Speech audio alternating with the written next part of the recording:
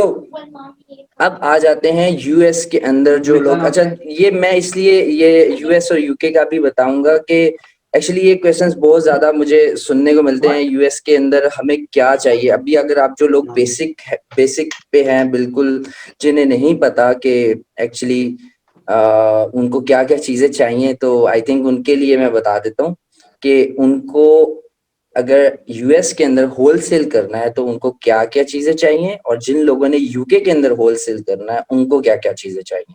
क्योंकि आप लोगों ने यही सवाल आगे मुझसे करने हैं, तो मैं क्लियर कर दूं पहले आपको। यूएस यूके ये सबसे बड़ी कंफ्यूजन रहती हैं आपकी। सबसे पहले अगर आपने यूएस के अंदर बिजनेस करना है तो आप इंडिविजुअल अकाउंट में, एफबीए होलसेल का बिजनेस कर रहे हैं तो आप इंडिविजुअल अकाउंट के ऊपर बिजनेस नहीं करेंगे। उसकी रीजन देखिए, आप कंपनीज के पास जा रहे हैं, आप डिस्ट्रीब्यूटर्स के पास जा रहे हैं, आप बिजनेस करने जा रहे हैं, ठीक है, और आप उन्हें कहते हैं कि जी मैं तो इंडिविजुअल हूं, तो वो कभी भी आपको ब्रांड का अकाउंट या डिस्ट्रीब्यूटर का अकाउंट ऑफर नहीं करेंगे।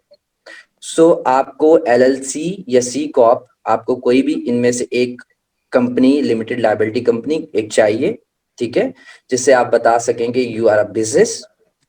उसके बाद जब आप एलएलसी अप्लाई करते हैं, the second thing you need is EIN number, जिसके जो भी आपका मामू है, अगर आप भी उसके अंदर डायरेक्टर हैं तो देन आप भी अपना ईआईएन नंबर अप्लाई कर सकते हैं। मोस्टली ब्रांड्स आपसे मांगते हैं, आप अपना EIN number, employer identification number, ये आप उनको प्रोवाइड करें।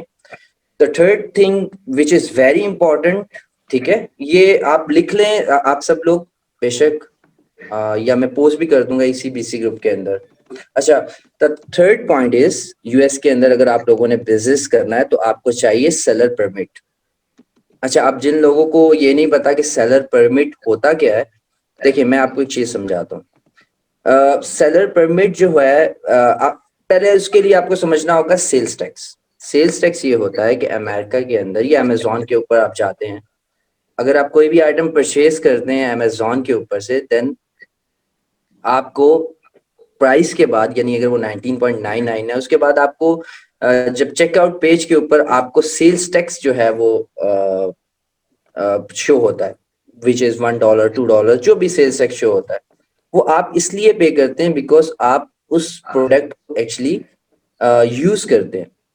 लेकिन इस बिजनेस के अंदर हम जो है वो रीसेलर्स होते हैं।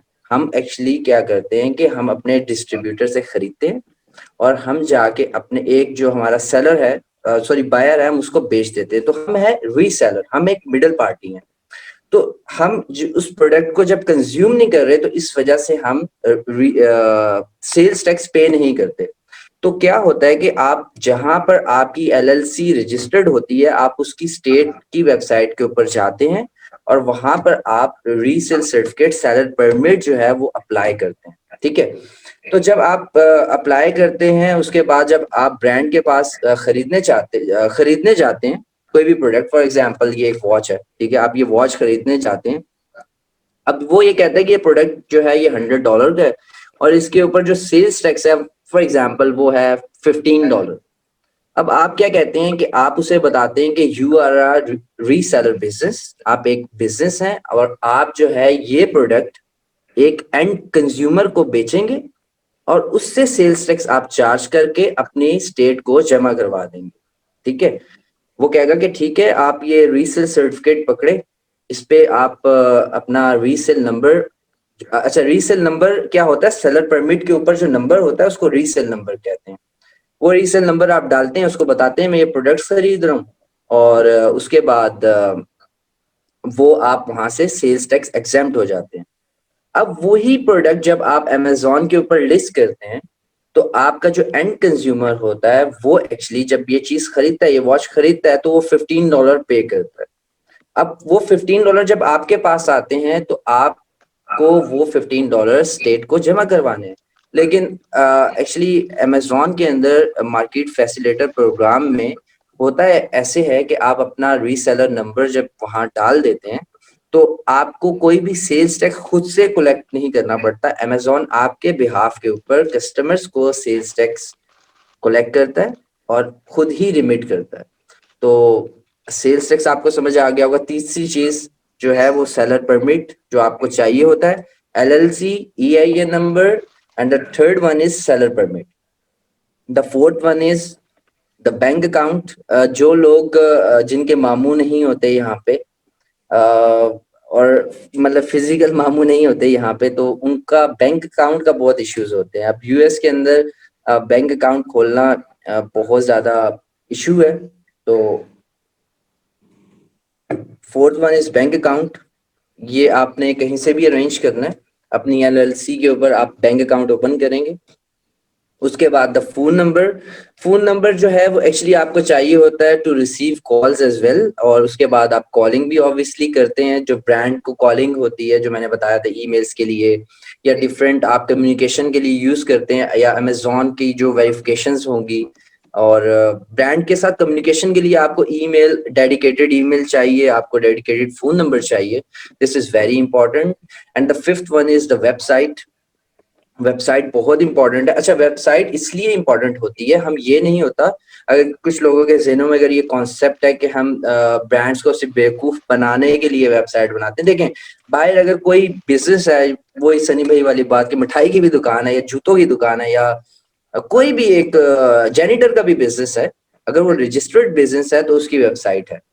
To show a presence of a business you have to actually make a website. तो आप अपनी एक प्रॉपर वेबसाइट बनाते हैं, उसके अंदर आप जो है वो सारी अपना आप कुछ आइटम्स लिस्ट कर देते हैं। हम वो इसलिए करते हैं कि हम उनको बता सकें कि हम एक एक्सपीरियंस ई कॉम सेलर हैं, ताकि उनको ये ना लगे कि अगर हमारी वेबसाइट के अंदर बिल्कुल भी कोई कंटेंट नहीं होगा, अगर बिल्कुल भी कोई प्रोडक्ट्स नहीं होंगी, तो वो इम्प्रेशन अच्छा नहीं जाएगा। तो क्या होता है कि हम एक्चुअली उसके अंदर, अपनी वेबसाइट के अंदर सब कुछ मेंशन करते हैं। अपनी वेबसाइट मेंशन, सॉरी, अपना एड्रेस मेंशन करते हैं, डिलीवरी एड्रेस मेंशन करते हैं, एवरीथिंग विल बी देयर। तो हम कोशिश करते हैं कि बड़ी प्रोफेशनल सी वेबसाइट बने, जब वो कोई ब्रांड देखे तो वो काफी इम्प्रेस हो उससे। तो उसके बाद हमें जो सिक्स इम्पॉर्टेंट चीज, जो पेमेंट्स है, यूएस के अंदर पेमेंट्स डिफरेंट होती हैं, यूके के अंदर पेमेंट्स बिल्कुल डिफरेंट होती हैं। यूएस में जो लोग रहते हैं उनको पता होगा कि वो लोग क्रेडिट कार्ड यूज करते हैं, ठीक है।